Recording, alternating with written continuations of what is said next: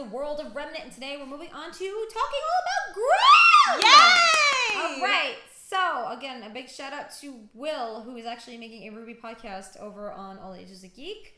Again, not sure if he's having guests on, but we will keep you guys posted about that. He actually wrote a amazing Grimm article a while ago. It's really good. And it kind of gets into like in-depth discussion about each of the Grimm that have been kind of like shown within the world of Remnant.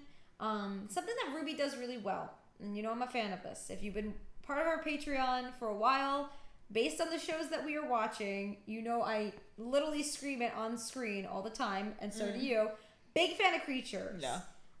When it comes to character creation, I absolutely adore that. But when you do creature creation, like something breaking out of a lab, like Cell or something from like a DBZ, Bestie. you know darn well I'm going to be like, I'm on top of this. Because something about like that type of sci-fi is absolutely amazing and intriguing to me. Probably goes back to when I was a kid and I was obsessed with Jurassic Park. Yeah.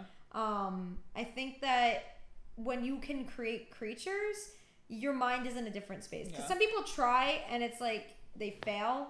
There's even been some games out there where it's like you can create certain things and it's like they fail and you're like, this is your entire game to be able to create things, but like it fails. RWBY doesn't. RWBY brings justice to creature creation, which is again a totally different level of being a writer, because like when you create creatures, it's either the matter or like anything that's around based on your world. Yeah. So in general, like with the Grimm, they're attracted to negative emotions, which then you start learning more lore about them within you know, just in general with the series. And it's like their design, and they may look like they're hollows, but like at the same time, even in like Bleach, it makes sense of what the hollows are. Yeah. You know, and it's like seeing that people can do this and have that momentum to be like, hey, we're gonna create creatures.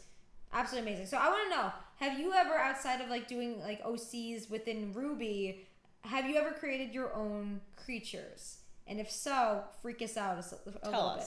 Please. Have they escaped from laboratories? Have they been what is their name? Born from somebody? What sounds do they make? What sounds do they make? That's important. Exactly. Yeah. Here we go. Grimm.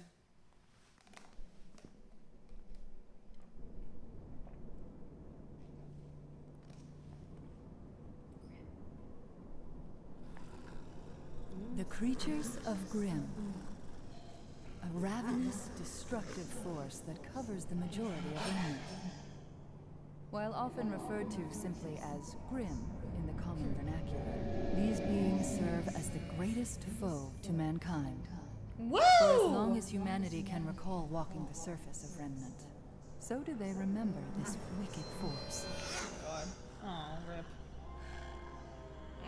Many ancient cultures believed the creatures of Grimm to be animals possessed by evil spirits, or perhaps the spirits of tortured animals themselves. Oh, that is However, sad. further study, as well as the discovery of newer, more horrific forms of Grimm, does not support this hypothesis.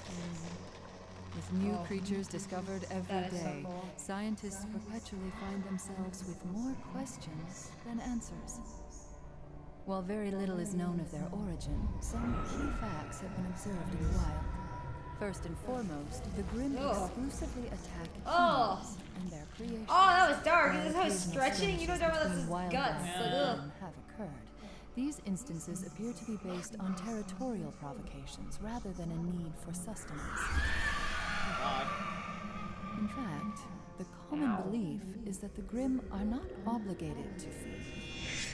They choose to. Yeah, they choose to. What is perhaps even more unsettling is the basis of their attraction. Reminds me of The Powerpuff creatures Girls. of God, you're right! towards negative emotion. Oh, God. Ugh.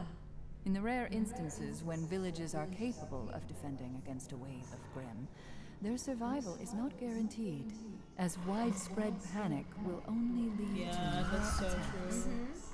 Little else is known about the creatures of Grimm. That's why a lot of villages just Keeping them die in out. captivity has proven to be an understandably difficult task, as the creatures tend to either die or kill those who imprisoned them in the first place.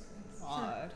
To further complicate study, the corpse of a Grimm will only remain for a short period of time before completely evaporating. Those who hunt the beasts for sport find this particularly upsetting, but manage to get by with cheap taxidermic recreations and bombastic storytelling. Although the creatures of Grimm appear mindless, more delicate observation has proven contradictory. Samurai Jack. Yes. It has been noted that while younger Grimm tend to be more reckless, older Grimm, who have managed to survive their battles, have the tendency to learn from their experience and will That's really creepy. caution in the future. This I kind of feel bad. Like, I feel like there's more to them. allows the I mean, you might know creatures more, to but... become more effective killers.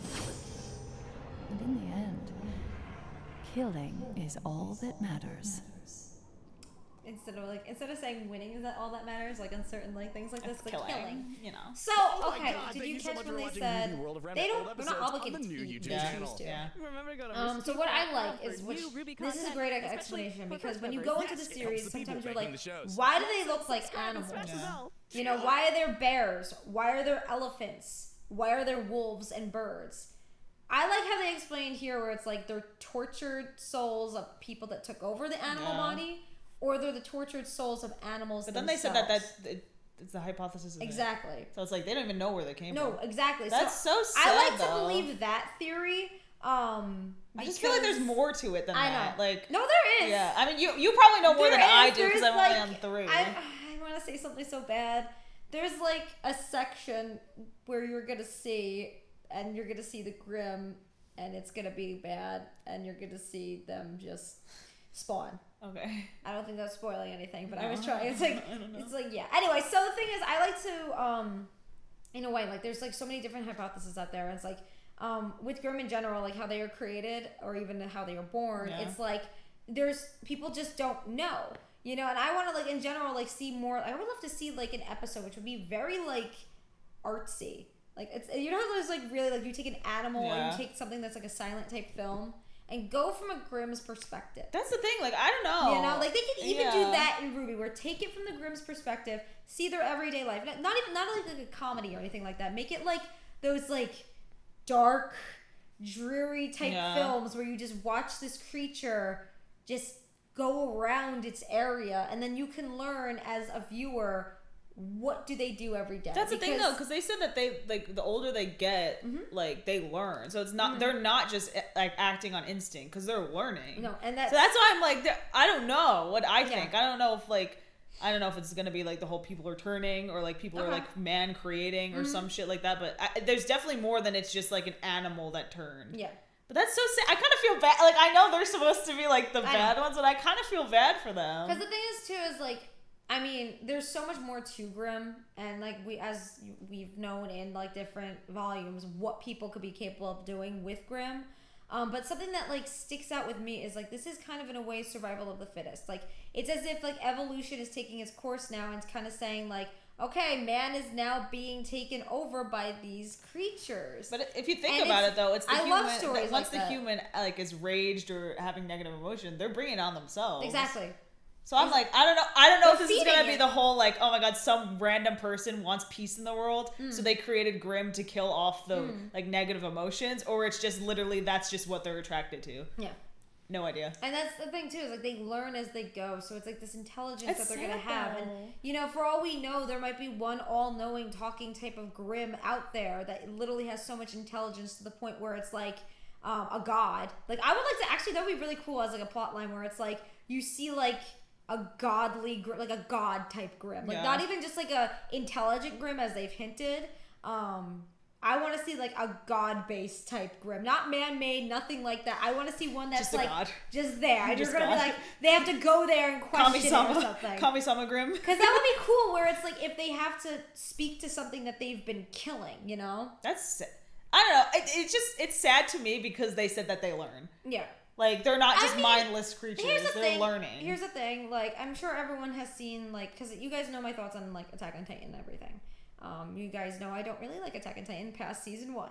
Well, I would say season 2 was pretty good. And then after that, I'm like, no. Yeah.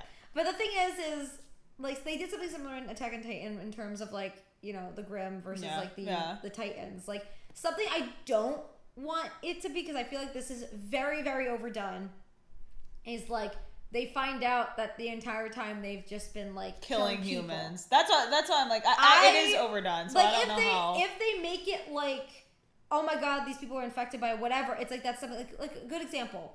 The Last of Us. Yeah. you already know that they're infected. You already know it's like the zombification, all this kind of stuff is happening. Oh, we gotta fucking play the game. Like that's something that is so.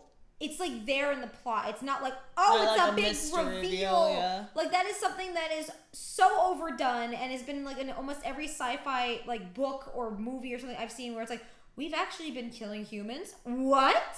It's like, no, make your characters know that this stuff already exists, or like know that people are. It's like something. The Last of Us is perfect for it. Like that's the perfect example. That's why with the Grimm, I want to see where it's like it's a different type of phenomena. Yeah. Like there's something more going on, and because it's like everything is based on like fairy tales and this and that, there's so much that they could do. Right. You know, and we were talking about before, like with lore in general, like it's important to see how RWBY is like takes a lot of like inspiration from fairy tales, like having like fractured type fairy tales and like adding it for themselves. It's like take more from the fairy tales. Like I want to see that. I want to see more of what they could do to twist the heck out of all these fairy tales and make it dark as heck. Because now RWBY's going down a darker and darker and darker path as the volumes do go on.